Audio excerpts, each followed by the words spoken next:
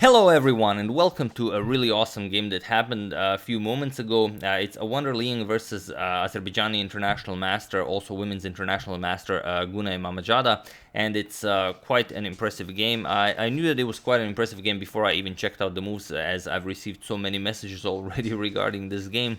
You can imagine from the position of the thumbnail that it's quite quite a doozy. So without further ado, let's check it out and see what's happening. So Liang with the white pieces opens with knight to f3, and the games are of rapid time format, so 10 minutes per player plus a 5 seconds increment. Not a lot of time, but that makes the games all that more interesting, as there's going to be a lot of craziness on the board. And it's from the Polgar Challenge tournament, where Team Polgar is facing Team Kramnik, both of them having I think 10 very prospective young chess players, and they're battling it out. So here Liang is representing Team Polgar and Mammadzada is representing Team Kramnik. So let's see what happens. We have d5, g3, preparing to fianchetto the light square bishop, so the king's Indian attack. We have c6 and bishop to g2. We have bishop to g4, and here just castles. So this is nothing out of the ordinary. Knight to d7 and c4 now, striking in the center.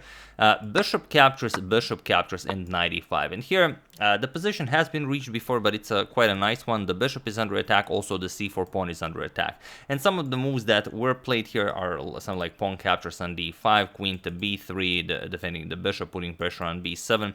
Also just b3 is a known move, preparing to develop the dark square bishop. However, for this game, Liang plays bishop back to g2, and this is a straight out pawn sacrifice. The c4 pawn is now free for grabs, and Mammadzada goes after it. So knight captures on c4 was played, and it is already, as of move 7 on bishop to g2, that we have a completely new game and a position that has never been reached before. So here knight captures on c4, straight out pawn sacrifice, and d3 now, pushing the knight back. And now you have to decide, do you want to go e5, do you want to go d6, do you want to go b6? Like I said, it's a new position, so it's I would say it's very unlikely that Mammadzada had this position on the board at home like ever, but okay, you never know. Knight back to d6, and now the immediate e4. So white already castled, white has a nice fianchettoed bishop, the rook is ready to enter the game, and black still has to decide what to do with the king in the center of the board. So e6,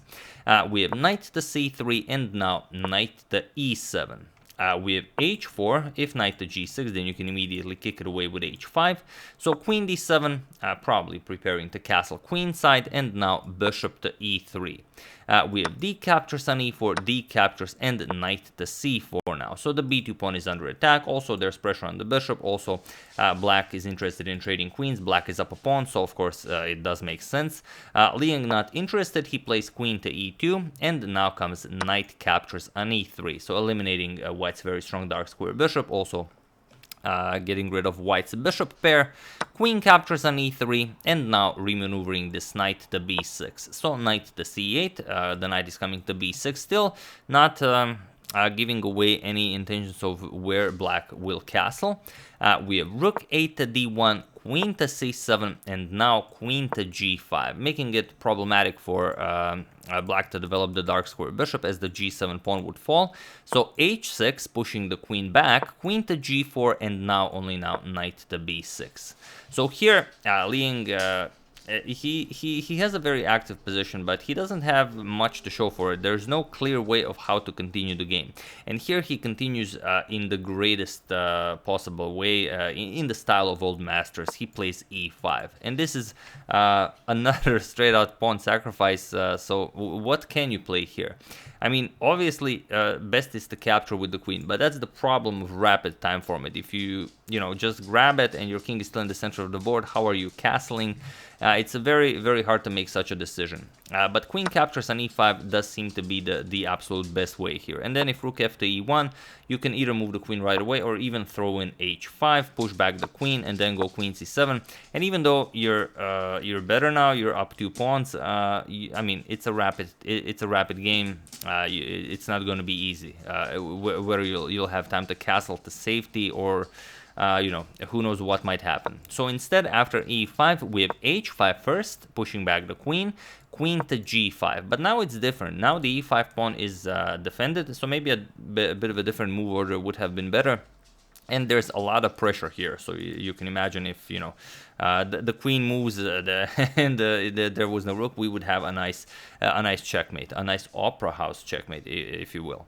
So here, knight to d7, putting pressure on this e5 pawn, and now rook f to e1. Liang defends it, and now g6. Now preparing bishop to h6. This would trap the queen, or rather, maybe not trap the queen right away, but you would at least win some material. For example, if a3, bishop h6, now you would have to give up the rook captures on d7 just to clear the f6 square for your queen. But it's also now a winning position for black. Queen captures, let's say queen f6 and castles, and this is now, of course, winning for black. White doesn't really have any good compensation here.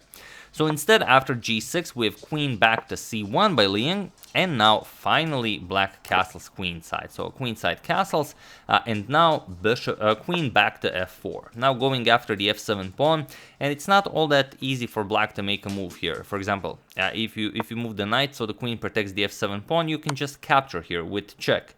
And now you can't really capture with the king because queen f6 check picks up the other rook, so you would have to capture with the queen and then you lose the f7 pawn. And now white is just better.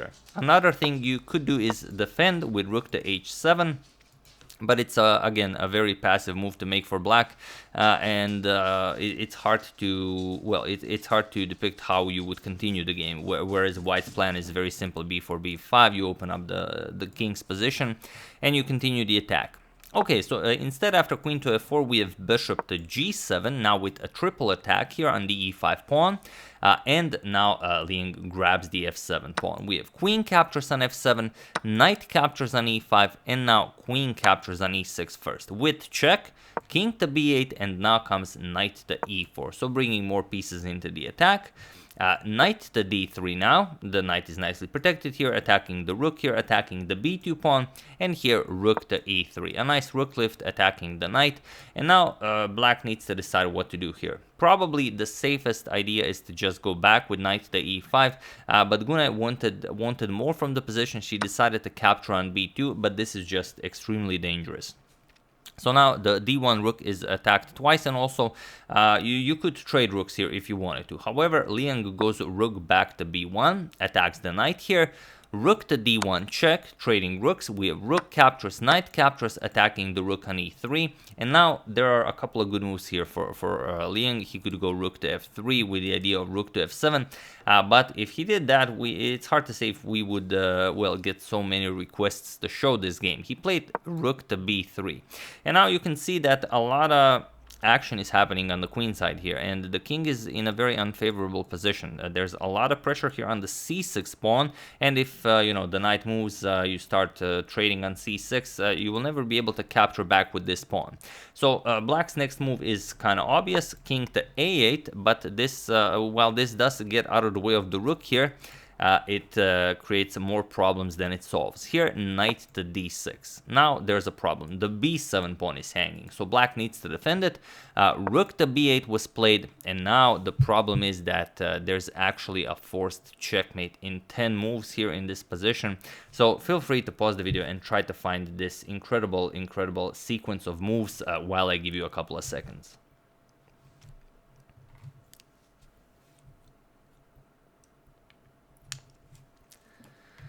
So for those of you who were able to do it, congratulations on seeing all of the lines and variations 10 moves deep.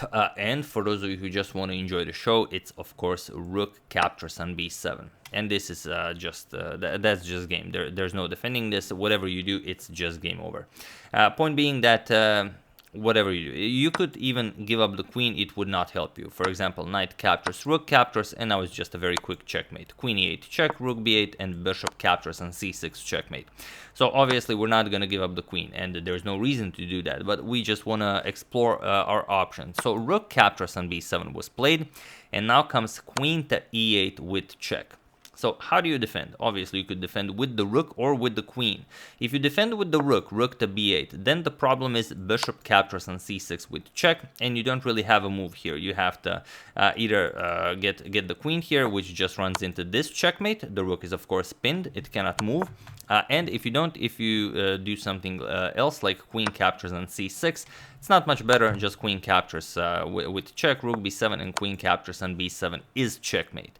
So after queen to e8 check, we cannot block with the rook, we have to block with the queen, obviously, but now there's the problem. Queen captures on c6 check, and even though you give black a moment's breath, it doesn't really change anything, because here, again, like I said, everything loses. a5 was played in the game, but even with the most stubborn defense, and I will show it as, you know, it's a forced mate in 10 if black plays the absolute perfect defense. But if not, then of course you can checkmate black much faster. I will show it as it's very interesting. Knight to c3, you have to give up the material here. Knight captures rook on b7, knight to e2 with check, king h2, and now knight to d4, attacking the queen here. So now you have to be very careful, but there's really not all that much you can do. Just queen d7, now you're threatening a lot of very, very nasty discoveries here. Knight to f3 check, this is the only move that kind of prolongs the game, and now after bishop captures, we're gonna have to give up a few more pieces. Queen captures, f captures, a6, and now of course we run into checkmate. Knight d6 check, king to b8, and of course queen to b7 will be checkmate. So this is with the absolute most stubborn defense, which of course never happens, as there's no reason for it to happen.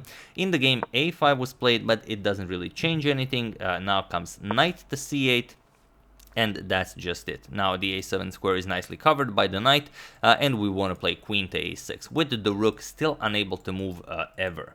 So black finds the only reasonable move that prolongs the game, bishop to d4, preparing to shift the bishop back to a7, but it doesn't help. Queen to a6 check, we have bishop to a7, and now we reach the position from the thumbnail, or rather we need to make one more move, and that's knight to b6 checkmate, and everything is pin here, everything is completely paralyzed. There, nothing can move. The king is in checkmate, and this is just amazing. When I saw this position, I was like, yeah, I wasn't planning on making more videos today, but I must make this one. I mean, it would simply be, it would be a crime against chess not to show such an amazing position. So yeah, of course, the bishop cannot capture, it's pinned, it would be a check from the queen, the rook cannot capture anything as it's pinned from the bishop, and the king is just in check, that's checkmate. So yeah, after the game was played out to the absolute end, which is something I always enjoy and appreciate, so congratulations to both of them for playing such an amazing game. So yeah, that's the game. Hope you guys enjoyed it, and again, thank you so much for suggesting me and finding such amazing games. I'm only one person, I cannot cover, I cannot follow everything that happens in the world, so that's where you guys come in. Thanks for that. I would like to thank Austin Wheeler, Standish Company LLC, Shira Guzman, happy birthday Steve Kimmins, and Stefan Arnold Schelp for contribution to my channel. Thank you a lot, I really appreciate it. As usual, you can check 2 of my previous videos here. Thank you all for watching, and I will see you soon, continuing the coverage of the Morphy saga, checking up on your wonderful suggestions, and whatever else happens in the chess world. Thank you all, I will see you soon, and have an excellent rest of your day.